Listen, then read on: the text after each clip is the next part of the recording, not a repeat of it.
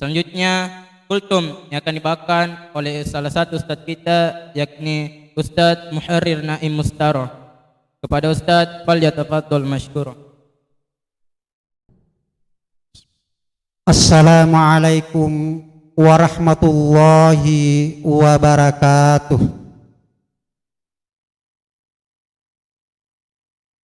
Alhamdulillahilladzi ja'ala syahru Ramadan syahrus siyam wa syahrul maghfirah wa syahrul mubarak alladzi unsila fihil Qur'an hudan linnasi wa bayyinatin minal huda wal furqan.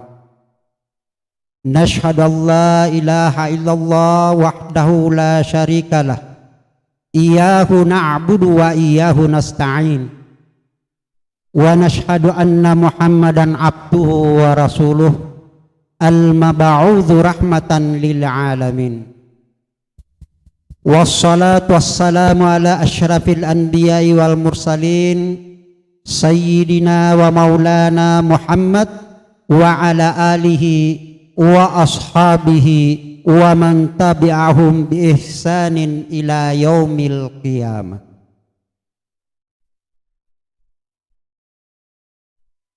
Bapak-bapak, ibu-ibu serta hanandaku sekalian yang insyaallah sama-sama dimuliakan oleh Allah. Pertama-tama, tiadalah kata yang sepantasnya dan seindahnya kita ucapkan dalam mengawali acara kita ini selain daripada memanjatkan puji dan syukur kita kepada Allahu Rabbul Alamin, yang mana atas limpahan rahmat dan karunia, yang mana atas umur, kesempatan, kesehatan yang diberikannya kepada kita sekalian, sehingga hari ini pun kita masih sempat menghirup udara berkah di bulan Ramadan ini.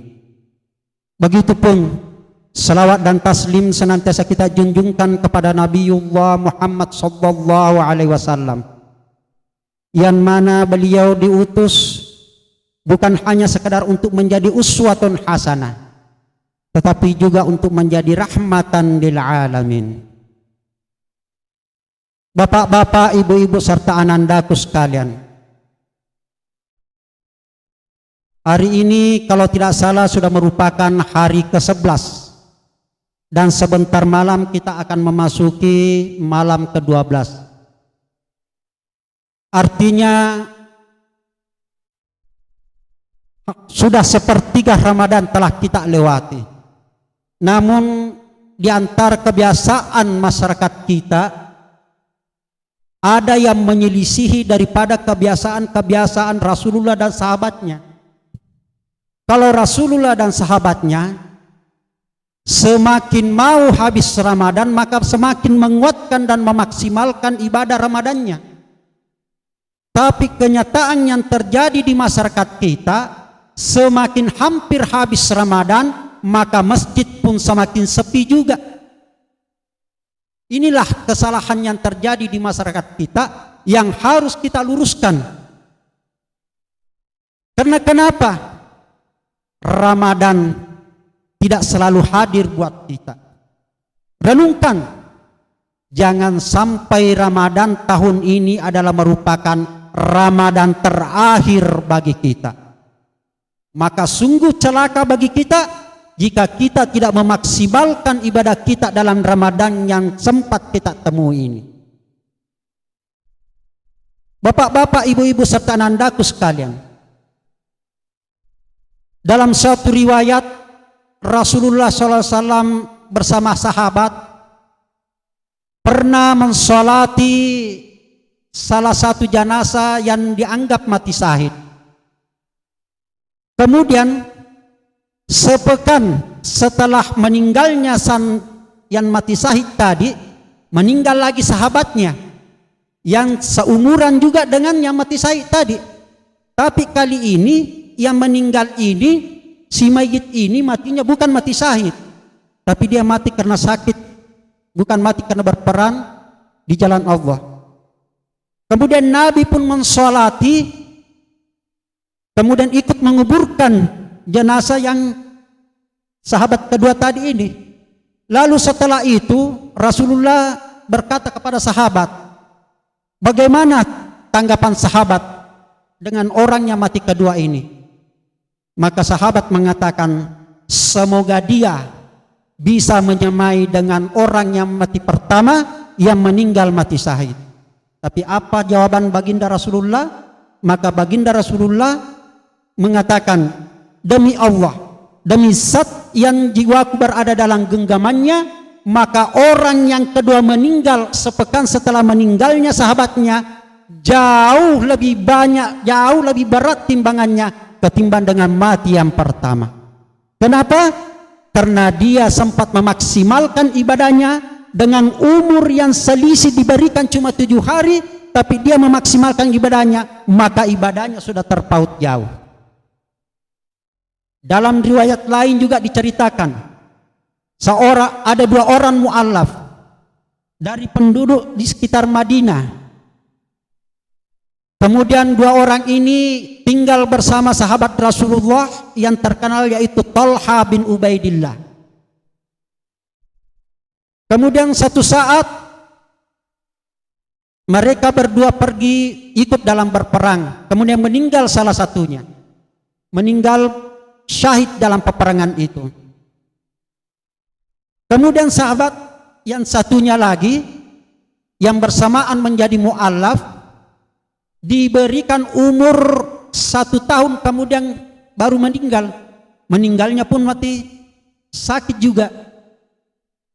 Kemudian pernah satu waktu Talha bin Ubaidillah dimimpikan oleh Allah. Dia melihat dalam mimpinya itu, dia berada di depan pintu surga bersama 2 orang sahabat tadi, bersama 2 orang mu'allaf tadi. Jadi 3 orang bersama dengan Talha. Maka setelah berada di depan pintu surga, maka terdengar suara dari dalam surga itu memanggil yang mati kedua, yang mati karena sakit tadi. Itu yang pertama dipanggil masuk surga. Nanti berselang beberapa saat baru kemudian dipanggil orang yang kedua masuk.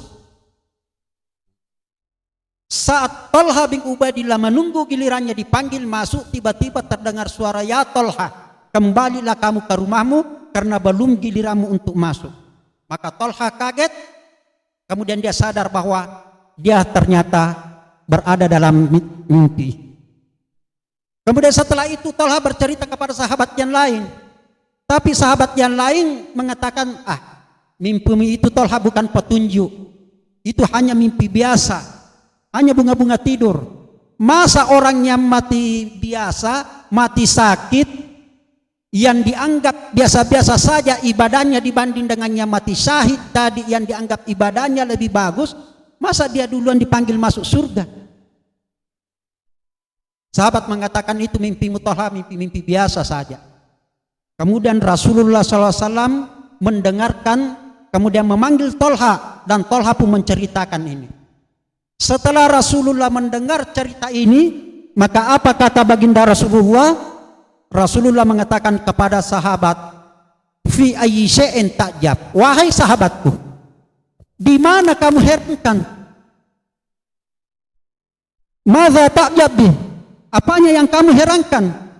Maka sahabatku mengatakan, ya Rasulullah, yang kami herankan, mengapa orang yang mati kedua ini yang dianggap biasa-biasa saja ibadahnya, kemudian matinya pun bukan mati syahid, mati karena sakit, lebih duluan dipanggil masuk surga daripada sahabat yang satunya, mu'allaf yang satunya, yang perangan anggap yang adat ibadahnya justru. Rasulullah ketahuilah, amalan antara orang yang pertama meninggal dengan orang yang kedua meninggal sudah berbeda jauh, ibarat perbedaan antara langit dan bumi. Rasulullah melanjutkan, bukankah orang yang mati kedua tadi masih sempat diberikan umur 1 tahun lagi kemudian meninggal? Jawab sahabat, betul ya Rasulullah. Rasulullah pun melanjutkan pertanyaannya, bukankah orang yang kedua meninggal tadi masih sempat menemui dengan bulan Ramadan Sahabat pun mengiyakan, begitu ya Rasulullah, benar ya Rasulullah. Maka Rasulullah katakan, janganlah engkau herankan, karena amalannya sudah terpaut jauh, seperti bedanya antara langit dan bumi, antara timur dan barat. Coba bayangkan, dalam satu hari kita sujud berapa kali? Satu rakaat salat, 2 kali sujud. 17 rakaat dalam satu hari dikali dengan 2 kali sujud, hasilnya berapa? 34. Kalau 34 sujud kita dalam satu hari, kita kali 30 hari dalam satu bulan, sudah berapa? 1020. 1020 kita kali dengan 12 bulan, 12.000 lebih selisih sujudnya saja. Belum yang terhitung pahala yang berlipat ganda di dalam bulan Ramadan. Maka bapak-bapak, ibu-ibu, serta anandaku sekalian, hikmah apa yang perlu kita tarik dari kisah ini? Bahwa seberapapun umur yang Allah berikan kepada kita, seberapapun ajal yang Allah tunda kepada kita, memaksimalkanlah ibadah kita adalah itu jalan yang terbaik.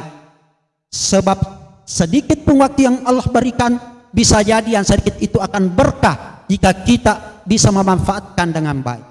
Dalam surah Fatir ayat 37 Allah Subhanahu wa taala berfirman, wa hum yastarihuna fiha.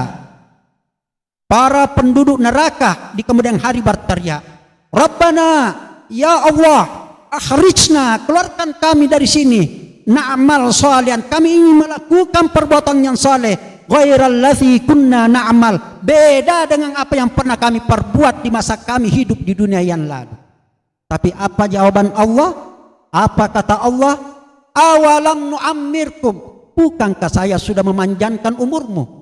Bukankah saya sudah menunda ajalmu, memanjangkan umurmu? Ma yatadzakkaru fihi man tadzakkara, padahal kamu sudah diberikan kesempatan untuk berpikir bagi orang-orang mau berpikir. Wa ja'akumun nasir, dan telah datang peringatan, telah datang Ramadan, telah datang kesempatan kepadamu untuk memaksimalkan ibadahmu, tapi kamu tidak gunakan kesempatan yang baik itu. Fatuku, maka rasakanlah asapku. Fama lizzalimin min nasir, maka tidak ada penolong bagi orang-orang yang menganiaya dirinya. Di sini Allah menyebutkan menganiaya diri. Karena kenapa? Orang yang sudah diberikan kesempatan baik untuk digunakan memaksimalkan ibadah tapi tidak digunakan, maka itu namanya menganiaya diri sendiri. Wajar saja jika dalam satu riwayat ketika Jibril alaihissalam datang, ketika Nabi Muhammad sallallahu alaihi wasallam naik di mimbar, Jibril berdoa 3 kali. Kemudian baginda Rasulullah mengaminkan salah satu doa Jibril berdoa dalam satu riwayat, argamallahu anfa'abadun, Allah melaknat orang dahala Ramadan, bertemu dengan Ramadan, walang yughfar lahu, tapi tidak diampuni dosanya. Dalam riwayat lain dikatakan syakiya abadun, celakalah seorang hamba adraka Ramadan, menemui Ramadan, fansalaha, sampai berakhir Ramadan, walam yughfar, tapi tidak diampuni dosanya, maka Rasulullah mengaminkan amin. Maka olehnya itu bapak-bapak, ibu-ibu, serta nandaku sekalian, mumpun Allah masih memberikan kesempatan hidup kepada kita, maka maksimalkanlah ibadah ini, maksimalkanlah ibadah Ramadan kita, sebab kita tidak tahu apakah hari esok masih Allah memberikan kesempatan hidup kepada kita. Jangan sampai hari ini merupakan hari terakhir kita, Ramadan ini merupakan Ramadan terakhir kita, maka maksimalkanlah ibadah Ramadan kita. Betapa banyak pahala yang Allah janjikan. Dalam satu hadis Rasulullah SAW bersabda, kullu amali bani Adam, setiap amal anak cucu Nabi Adam dalam bulan Ramadan, yudha'aful hasana bi asyri amsalihha, satu kebaikan dibalas dengan 10 kebaikan, ila sab'i mi'adhifan, sampai 700 kali lipat. Itu di dalam bulan Ramadan. Jadi kalau di luar bulan Ramadan kita disuruh baca Al-Quran 1 huruf 10 kebaikan 10 pahala, maka dalam bulan Ramadan dikali lagi dengan 10, maka satu huruf bisa mendapat 100 pahala. Apalagi kalau kita bagus kualitasnya, bisa mendapat sampai 700 kali lipat. Artinya satu huruf bisa menjadi 10, menjadi 100, kemudian menjadi 7.000 pahala. Itu baru pahala baca Al-Quran. Kalau pahala sedekah di luar Ramadan, mathalul ladzina yunfikuna amwalahum fi sabilillah, perumpamaan orang yang menafkahkan hartanya di jalan Allah, kama salih habba, sama dengan orang yang menanam satu tanaman, ambatat sab'a sanabila, kemudian menumbuhkan 7 tangkai, fi kulli sumbulatin mi'ata habba, satu tangkai berbuah menjadi 100, artinya satu menjadi 7 tangkai dikali 100, buahnya menjadi 700 buah. Kalau dalam bulan Ramadan yang 700 tadi dikali dengan 10, maka kita dapat 7.000. Kalau dikali lagi mendapatkan yang 700 ila sab'i mi'adifan, bayangkan saja pahalanya 700 buah dikali dengan 700 kebaikan. Masya Allah. Kenapa kita tidak memaksimalkan ibadah kita? Maka kami adalah bapak-bapak, ibu-ibu, serta saudara-saudara sekalian, mumpun umur masih Allah berikan kesempatan kepada kita, maka marilah kita maksimalkan kesempatan bulan Ramadan ini untuk memaksimalkan ibadah kita. Sekian, hadanallahu wa iyyakum ajma'in. Wassalamualaikum warahmatullahi wabarakatuh.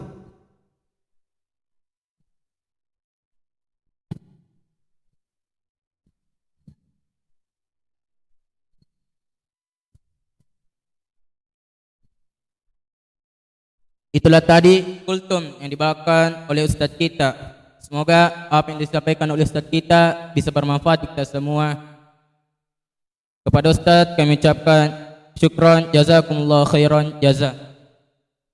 Dengan berakhirnya kultum yang dibawakan oleh Ustadz kita, maka berakhir pula agenda kultum kita pada sore kali ini. Akhirul kalam, nun wal qalam wama yasturun.